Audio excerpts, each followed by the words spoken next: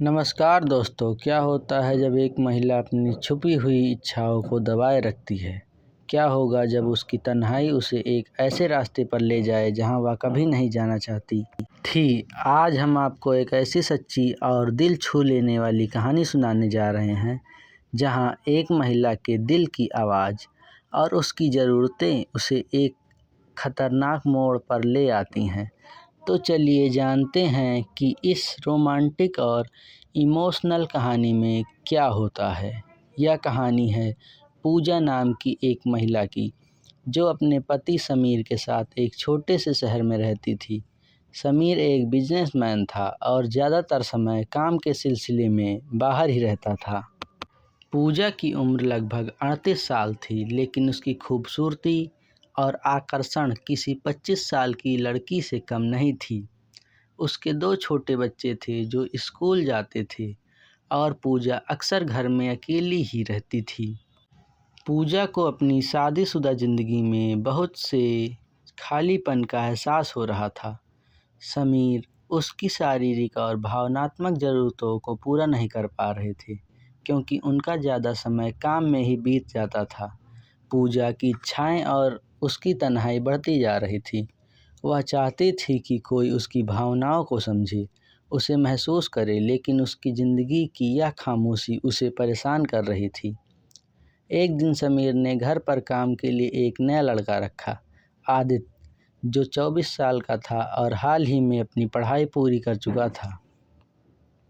आदित्य को घर में सारे कामों के लिए जिम्मेदार ठहराया गया। पूजा ने आदित्य को घर के सारे कामों में मदद करने के लिए कहा।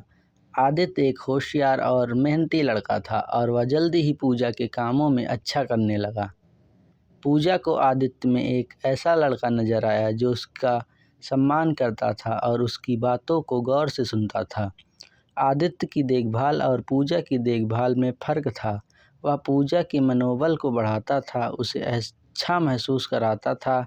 पूजा के लिए यह महसूस करना नया था और धीरे धीरे आदित्य और पूजा के बीच एक अजीब सा आकर्षण पैदा होने लगा। समीर के बाहर रहने पर पूजा और आदित्य का संपर्क बढ़ता गया। पूजा ने कभी सोचा भी नहीं था कि वह किसी और के साथ ऐसा महसूस करेगी, लेकिन आदित्य की देखभाल और उसकी बातों में कुछ ऐसा था जो उसे अच्छा लगता था।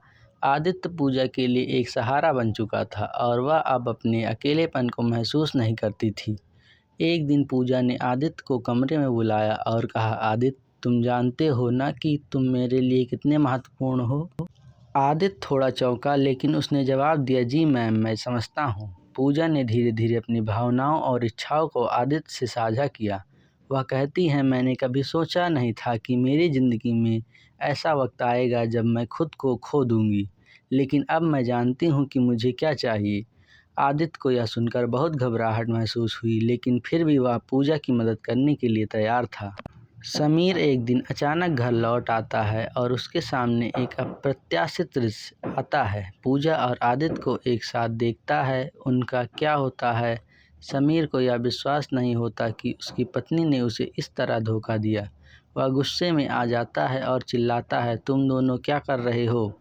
पूजा घबरा कर कहती है, समीर, मुझे समझो, मुझे तन्हाई से बाहर निकलने का रास्ता चाहिए था, लेकिन तुम कभी मेरी ज़रूरतों को समझ ही नहीं पाए। समीर गुस्से में कहता है, तुमने यह कैसे कर लिया?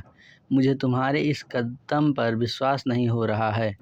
पूजा रोते हुए कहती है, मैं तुमसे प्यार करती थी, लेकिन मेरे अंदर एक सच्ची चाहत थी, एक शारीरिक और भावनात्मक संतुष्टि, जिसे तुम नहीं दे पाए। समीर ने आदित्य को घर से बाहर निकाल दिया और पूजा से कहा, तुमने मुझे धोखा दिया है, अब तुमसे कोई उम्मीद नहीं है। आदित्य अपना सामान लेकर घर से बाहर निकल जाता है, लेकिन पूजा और आदित्य दोनों के दिलों में एक खालीपन रह जाता है। पूजा अपने फैसले पर पछताती है, लेकिन साथ ही यह भी जानती है कि उसने जो किया है वह उसके अंदर की एक गहरी इच्छा का परिणाम था। अब पूजा को यह एहसास होता है कि वह अपने निर्णय पर पछता रही है, लेकिन क्या वह अपने रिश्ते को फिर से ठीक कर पाएगी? क्या आदित्य और पूजा कभी फिर से मिलेंगे? यह कहानी हमें यह सिखाती है कि कभी कभी हमारी इच्छाएं हमें गलत रास्ते पर ले जाती हैं, लेकिन हमें यह भी समझना चाहिए कि हर गलत कदम का एक परिणाम होता है। दोस्तों, क्या पूजा और आदित्य फिर कभी मिलेंगे? क्या समीर अपनी पत्नी को माफ़ करेगा? यह कहानी हमें यह सिखाती है कि रिश्तों में विश्वास और समझ बहुत ज़रूरी है। हमें अपनी इच्छाओं को सही दिशा में मोड़ना चाहिए ताकि हम किसी के साथ गलत ना कर बैठें। अगर आपको यह वीडियो पसंद आई हो तो कृपया कमेंट करें, लाइक करें और चैनल को सब्सक्राइब करें। हम अगली बार फिर मिलेंगे एक नई कहानी के साथ। धन्यवाद।